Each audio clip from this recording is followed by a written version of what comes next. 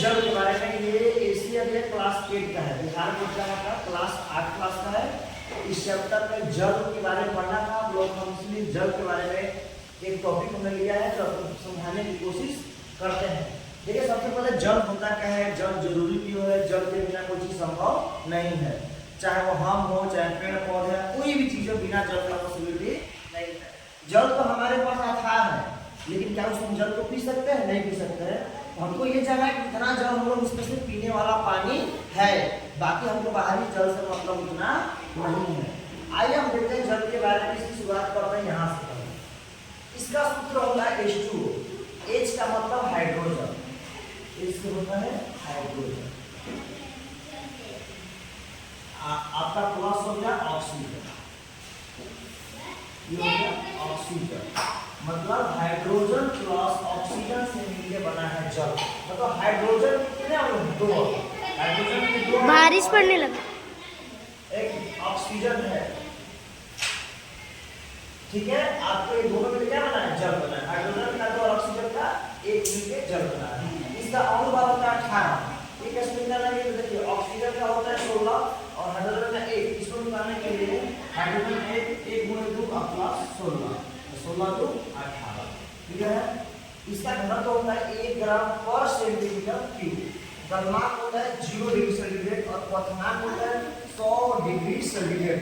मतलब 100 degree centigrade पानी खौल जाता है, मतलब उबलने लगता है, और 0 डिग्री सेंटीग्रेड पानी जम जाता है, फ्रीज हो जाता है। इसका गुप्त उष्मा होता है बर्फ। अगर जल तो दो टाइप से होगा, एक बर्फ होगा, एक भाप होगा। बर्फ होगा तो इसका हो जाएगा 80 कैलोरी प्रति ग्राम। बर्फ होगा किसका होगा? 80 कैलोरी प्रति ग्राम, और भाप होगा तो 536 कैलोरी प्रति ग्राम। इतना हम लोग देखिए। ये क्वेश्चन का बॉइलिंग पॉइंट हो गया, ये फ्रीजिंग पॉइंट हो गया, इंटेंसिटी हो गया, ये मोलकुलर हो गया आपका, और ये सूत्र है मोलर रेशियो। आते हैं इसका क्वालिटीज क्या है, गुण क्या है। तो जल का यही गुण है कि सभी को पिलाने की क्षमता है इसके पास, इसीलिए इसको हम लोग सर्वोत्तम विलायक है। विलायक मतलब जल में आप कुछ भी डालिएगा, चीनी डालिए या जो भी घुलने वाला है, जैसे नमक डालिए, वो जल को घुला देगा। तो जल के पास उतनी पावर है, शक्ति है, इसलिए हम लोग बोलते हैं सर्वोत्तम विलायक जल। इसके बारे में आपको बताया जाए थोड़ा सा। एक आता है जल का द्रव्य, भारी जल जिसका डिप्लो होता है, इसका अणु भार 20 होता है, लेकिन इसकी चर्चा हम बाद में करेंगे। दूसरे नेक्स्ट टॉपिक पे हम लोग बता देंगे कि अम्ल वर्षा क्या होता है और ग्रीन हाउस गैसें कौन कौन सी होती है। अम्ल वर्षा में, अम्ल वर्षा के लिए कौन कौन गैसें जिम्मेदार है। जैसे कि मान लीजिए ताजमहल है, आगरा का ताजमहल बहुत ही फेमस है। अब सोचिए उस ताजमहल का जो कलर है, जो संगमरमर आज खराब स्थिति में है, उसका रीजन ये है अम्ल वर्षा। मेन रीजन है सल्फर डाइऑक्साइड, इसका मेन है अम्ल वर्षा। वहाँ जितनी सारी कंपनियां हैं, उसके जितने सारे जो वायु प्रदूषित करते हैं, इसलिए अम्ल वर्षा ज्यादा होती है, तो इसका अम्ल वर्षा कंडीशन है। अब इसके बारे में हम चर्चा कर रहे थे। अम्ल वर्षा में आता है sulphur dioxide, carbon dioxide, hydrogen dioxide और सारी चीजें, लेकिन मुख्य रूप से जिम्मेवार है। दूसरा है ग्रीन हाउस गैसेस, इसमें आता है कार्बन डाइऑक्साइड, जल है, मीथेन है, नाइट्रोजन आदि जो ग्रीन हाउस गैसेस कहलाती है और ये जिम्मेवार तत्व है। इसके बारे में नेक्स्ट टॉपिक में हम अच्छे से चर्चा कर लेंगे। बस अभी जल्द हम मेरा टॉपिक में हम देखते हैं। देखिए आगे बढ़ेंगे तो हमें आपको कंडीशन दिखा दिया है। जो पूरी पृथ्वी है, पूरी पृथ्वी नीला ग्रह है, क्योंकि जल की मात्रा ज्यादा है। हमारे धरती पे जल 71% है और 29% स्थल पर हम लोग रहते हैं। मतलब जितना सारा देश स्थल वाला है 19% है, या जो भी जल का जो भी देख लीजिए, पर्वत का 71% जल है, ध्यान दीजिएगा। अब इस 71% को हम यहाँ पर लेंगे, इसमें 71% में 97.25 कहिए, मतलब 97.25 या 97% लगभग सागर है। सागर का मतलब समुद्र है, इतना समुद्र है। बचा उसमें से 3%, 3 कहिए 2.8 कहिए, बात तो सेम है, लगभग मेरे चल है। इतना परसेंट 2.8% है, यही जल हम लोग पी सकते हैं। अब वो जल देखिए है कहाँ कहाँ पे, ये जो जल है 2.8%, इसमें 2.2 तो बर्फ हो गया, ये हमारे धरती पर है, ये धरती के ऊपर है। 2.2% है धरती के ऊपर है, और धरती के नीचे अपना 0.66% है, जिसको हम लोग चालबाग या बोरिंग जो भी करके धरती से निकालते हैं, वो 0.66% है। ये भी थोड़ा पीने वाले भी पीने वाला ही है। अब ध्यान दीजिएगा, हमने आपको बर्फ वाला जो बताया, देखिए बर्फ में दो चीजें हैं।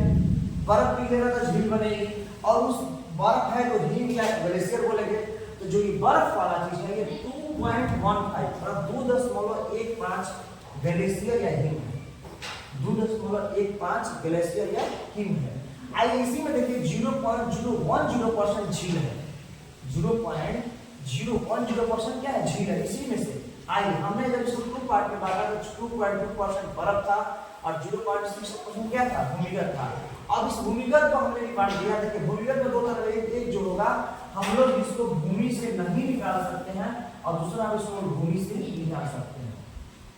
तो भूमि से निकलेगा 0.25%, भूमि से निकलेगा 0.25% भूमि से निकलेगा और नहीं निकलने वाला होगा जो बचा वो नहीं निकलेगा, कभी नहीं निकलेगा। तो चलिए फिर से आपको समझाते हैं। ये ऐसे सारे जल हैं जिसका कंडीशन हम लोग का इतना, हम लोग जो भूमिगत जल इतना हम लोग बेकार कर दिए हैं आज इसकी पीने के पानी के लोग तरस रहे हैं। इसीलिए भूमि के जल को बचाना है या स्वच्छ जल जो भी है उसको हमको लायक बनाना है। हमने यहाँ भी लिख दिया है उपयोग लायक जल, मतलब 2.8% ही उपयोग लायक है, जिसमें से हमने बोला धरती पे 2.2% है और भूमि के अंदर 0.68% है। इसका 0.25% हम लोग निकाल सकते हैं और बाकी सबको नहीं निकाल सकते हैं। और इसमें हमने बताया जो बर्फ है, बर्फ भी दो टाइप का होगा, 2.15 जो हमारा ग्लेशियर होगा और 0.010 झील होगा। ये हम लोग जल के बारे में जो हम लोग आपके बुक एससीईआरटी से हमने लिया है, जो 8 क्लास का एससीईआरटी है, लास्ट चैप्टर का है, उसी से हमने आपको बताया है। अगर आप कमेंट बॉक्स में या लाइव में बताएंगे तो आप वर्षा और ग्रीन हाउस गैसेस के बारे में भी आपको बता देंगे। भारी से भी सिखाएंगे, बस भारी होता है, बाकी सारा चीजें हम आपको करा देंगे।